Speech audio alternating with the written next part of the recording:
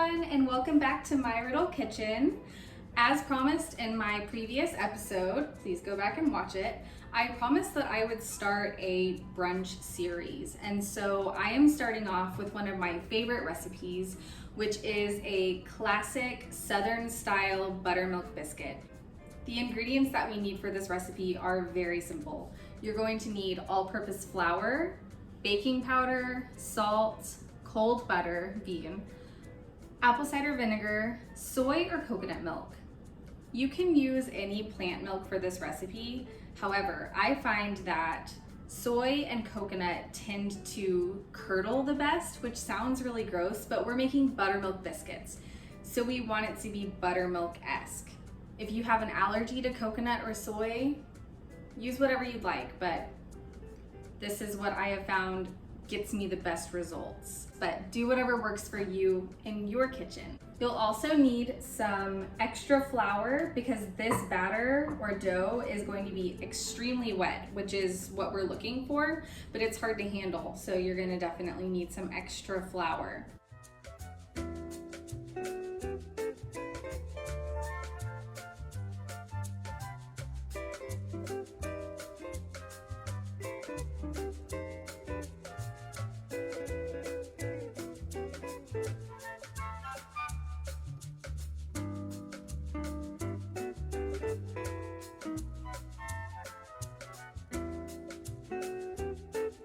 First step in this recipe is preheating your oven to 425 degrees Fahrenheit.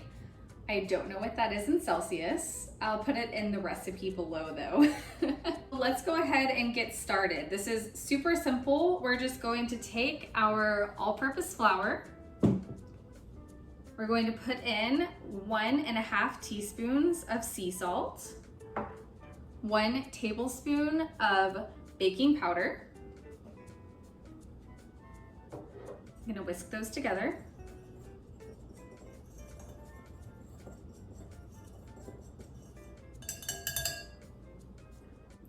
Once you've whisked together your dry ingredients, take 1 tablespoon of apple cider vinegar or white vinegar and pour it into 1 cup of plant milk.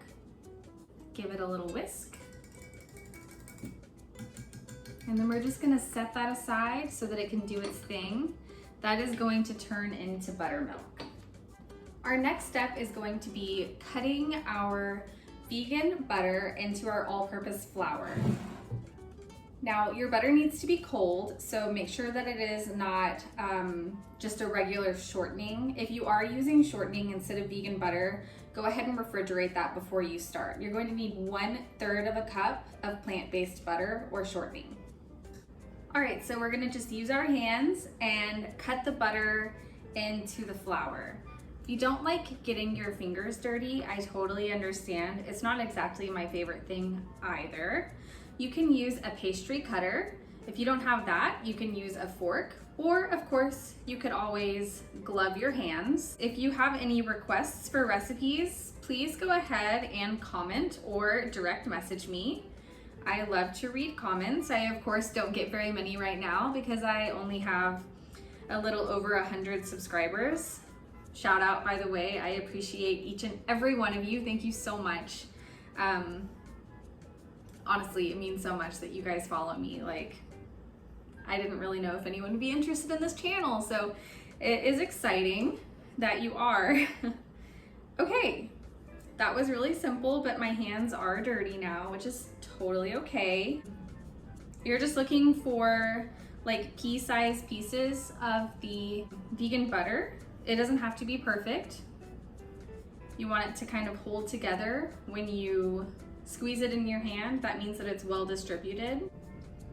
I'm not sure if you guys can see this, but the milk has curdled.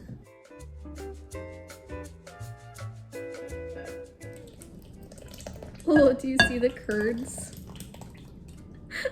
It's truly gross. And that is what I'm talking about when I say curdling. That's exactly what we're looking for. It hasn't gone bad or anything. We've just made some DIY buttermilk. And now I'm just using a fork to mix up the ingredients. We want to be really easy with this dough. If you overwork it, the biscuits are going to be tough because they contain gluten. If you've watched my first few videos, they work a lot with gluten, and you've probably learned there that, or elsewhere, that you don't want to overwork gluten because it gets tough, and we don't want that. You're looking for a sticky, rough dough. It does not need to be smooth. Again, please don't overwork this biscuit dough. Pardon the wardrobe change. This tends to get a little messy, at least when I'm doing it, and I thought since I was making Southern buttermilk biscuits, I would wear my great-great-grandmother's apron. So here we are. And we're gonna go ahead and take some of our extra all-purpose flour and do a good hefty dusting on our countertop. I have here just a marble slab that my best friend Preston got me a couple years back. It's great for working with dough. So if you have one of these, this is a great time to utilize it. If you don't, any countertop is fine. Just make sure it's clean and you're good to go. So I'm gonna get some on my hands. We're going to dump our sticky, rough dough out onto the surface.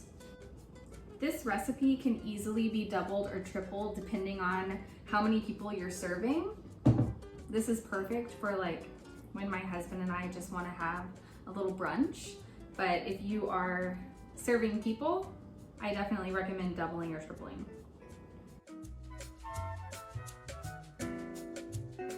Make sure that you have a good amount of flour on your hands because this is very sticky.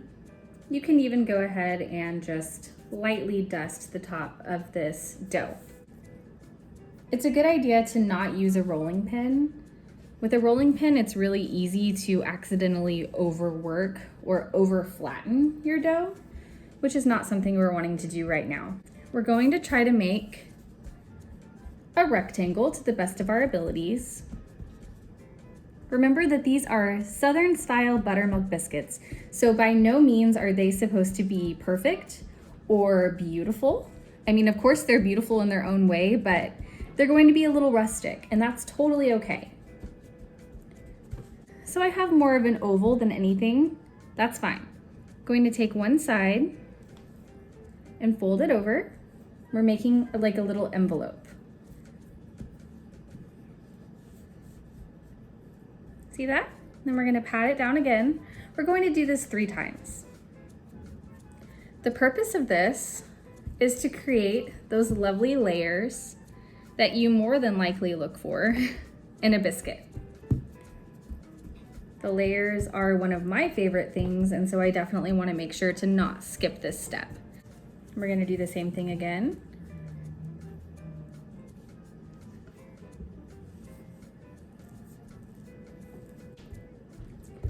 Almost there. Okay. We're getting a little bit of stick over here. I'm gonna go ahead and put just a little bit more flour. Okay, this is our last go. And then we're going to cut out our biscuits. So I'm going to do mine pretty thick. You do yours however you'd like. I do recommend about 1 inch in thickness. So that's what I'm going to do. I have here just an old can that had water chestnuts in it. This is what I'm going to use to cut out my biscuits today. It's a little large. If you're using a smaller like cookie cutter that's about 3 inches, you'll get more biscuits than I'm about to get. I prefer a larger biscuit. It's just myself and my husband, so that's okay. Be sure that with any cookie cutter that you're using, you want to dip it in some flour to make sure that it's not sticking. Then we're going to try to go as far over on the edge as we can so that we can get as many as possible. Don't twist. When you twist, you can cause the dough to pool, and then they don't rise as well. They'll get kind of I don't know how to explain it, but just don't twist. If you need to break it free, do a little jiggle. My whole table is moving. Do a little jiggle, but don't twist. And pull straight up. Yay!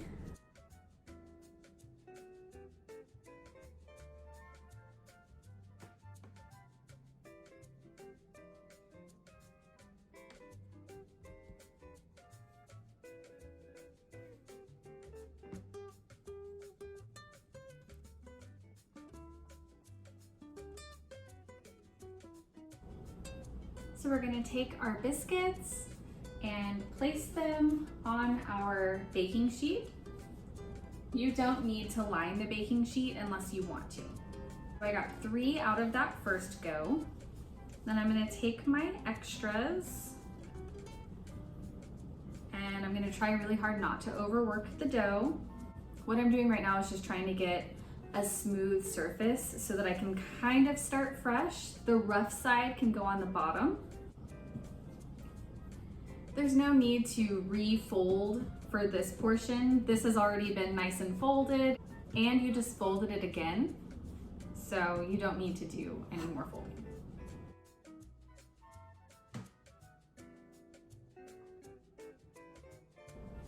I think I'm probably going to be able to get 5 out of this batch. Like I said earlier, if I were using a smaller cookie cutter, I could probably get 6, but I like a large biscuit.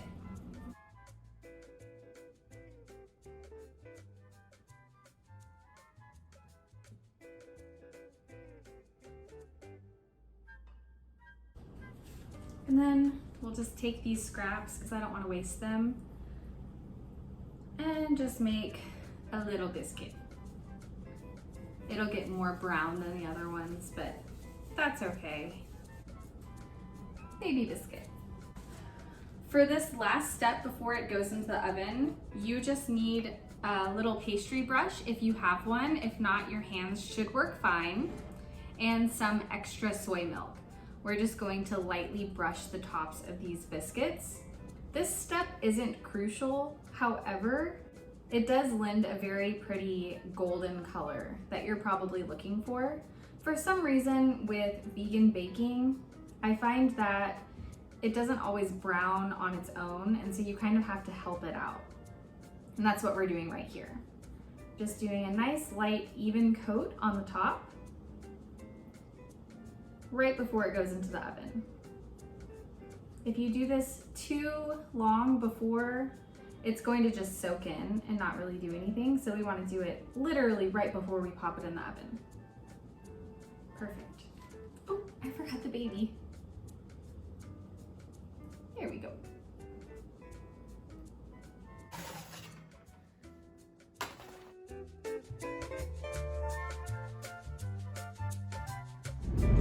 So I definitely forgot that I had a grocery pickup. So I'm on my way to the store, and then when I get back, hopefully my cats haven't eaten the biscuits, and we will get back to cooking. Cool. Okay, so I forgot that I had to go to the store, but I'm back. And we are going to start on the sausage, which definitely uses more ingredients than I usually try to use, but I find that all of these ingredients are necessary. So if you want to skip this and just do biscuits and gravy for your brunch, that's totally fine. But if you're like me and you love breakfast sausage, this is definitely, in my opinion, worth the effort. So let's get started.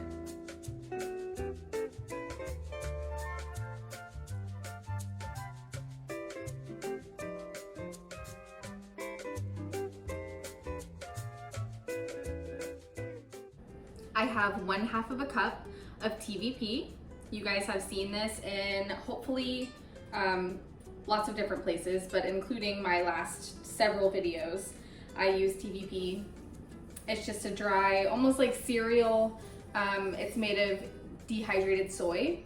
That's the only ingredient.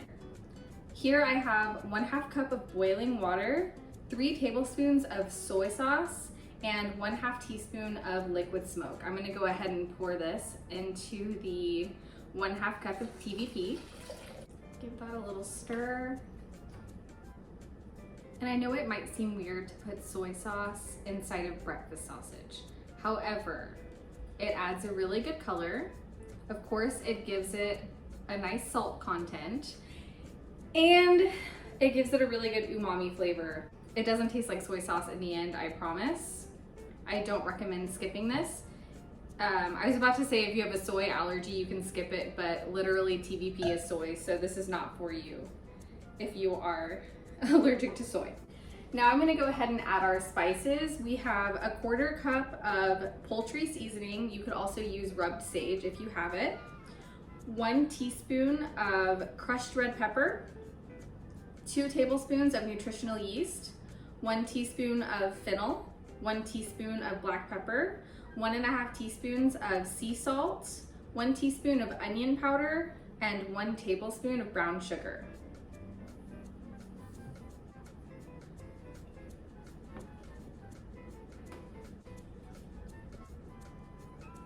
Just gonna let this sit for a little bit to soak up the flavor.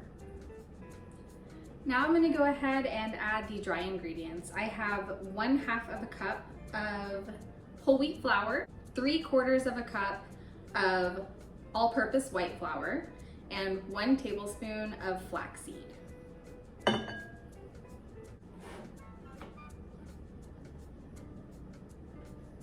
Now we're going to add 1/4 cup of hot water.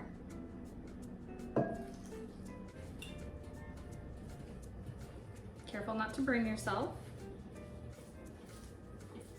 Okay. And this is what we're looking for. Just a mound of brown mush, essentially. I have a hot cast iron skillet over here. I'm going to go ahead and put some vegetable oil on it. I'm also oiling down my marble slab because this stuff is sticky. What I'm doing is just trying to get a nice coating of oil on the sausage mixture so that it doesn't stick quite as bad. It's going to stick, that's okay. Oil helps. So I'm just using my hands like we did with the biscuits. I'm trying to get a nice even layer of this dough. Here I have just a small cookie cutter. It's about the size of like 1/3 of a cup. So if you don't have this, you can use the top of a wine glass, which I've done before, whatever you have on hand. Also, if you don't have a cutter or you don't want to spend the time cutting it, that's totally fine. Just use your hands and shape a little, you know, it doesn't have to be perfect. We're making Southern food. It's fine.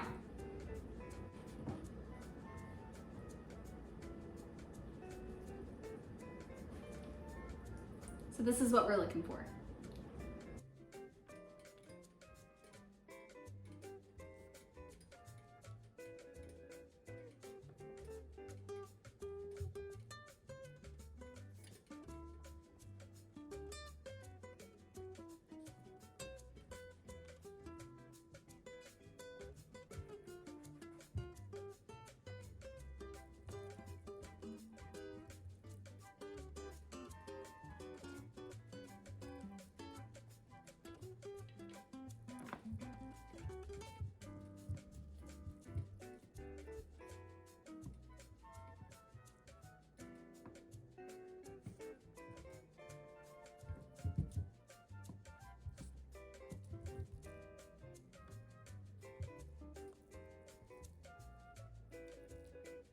If you want to, at this point, you can save a little bit behind and cook it up in a pan before you make the gravy so that you have sausage gravy.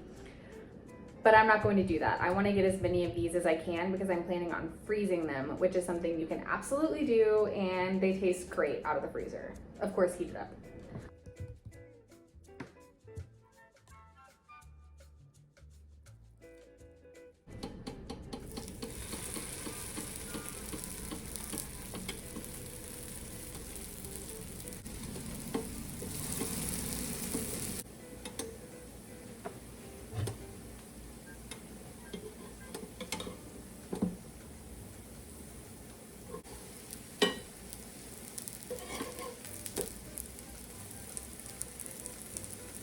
We're just cooking these until they get nice and golden brown.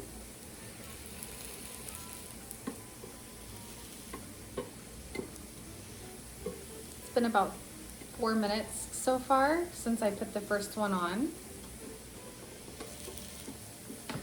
Let's check.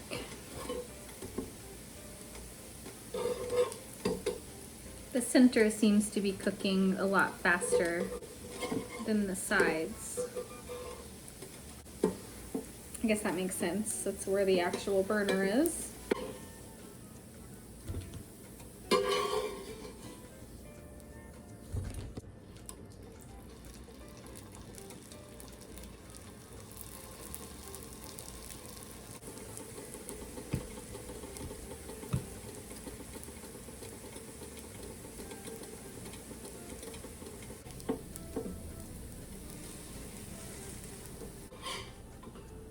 These are finished. Let's try.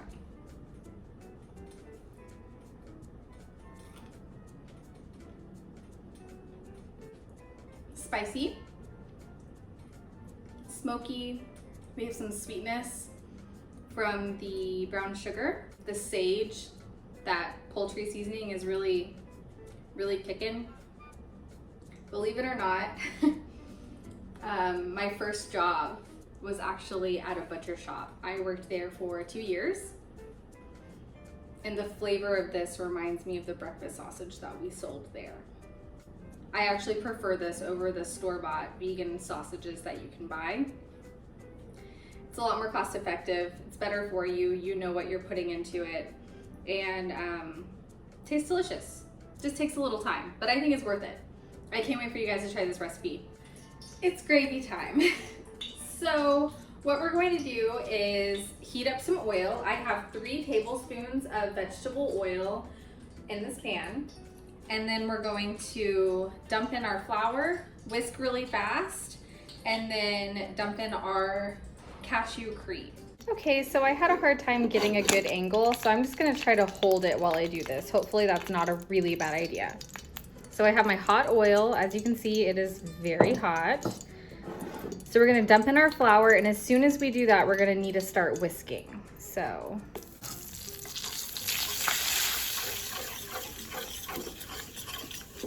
this is called a bechamel. Just a 1-to-1 ratio of oil and flour. And try to get all the lumps out. Okay, this is where we want it. We don't want it to start getting any color. This blonde color is okay, but if it goes any darker, it turns into like brown gravy, and that's not what we're looking for. We're going to pour in our cashew cream.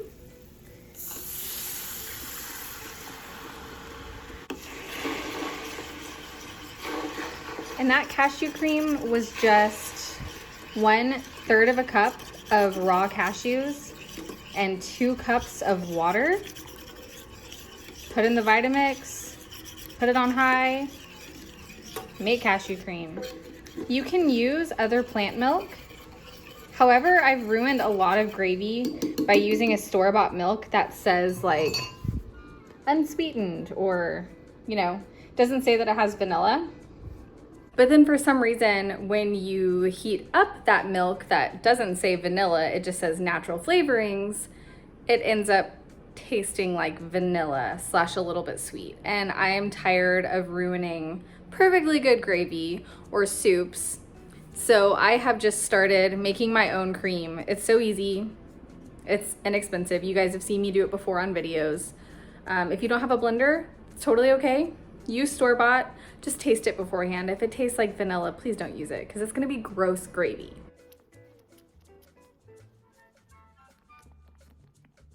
This is where I'll go ahead and salt it.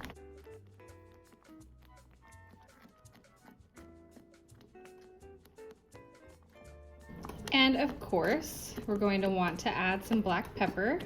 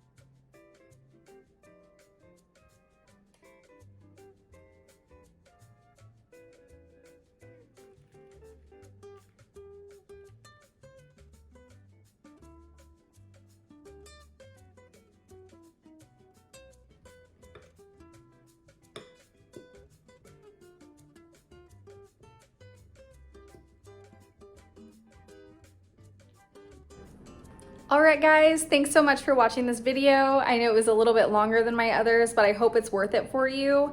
If you enjoyed, please hit like, subscribe, and share with your friends. Don't forget to follow me on Instagram and Facebook at My Riddle Kitchen, and you can check out my website, which is myriddlekitchen.com. See you guys next week for some more brunch videos. We're going to be doing buttermilk pancakes. Bye!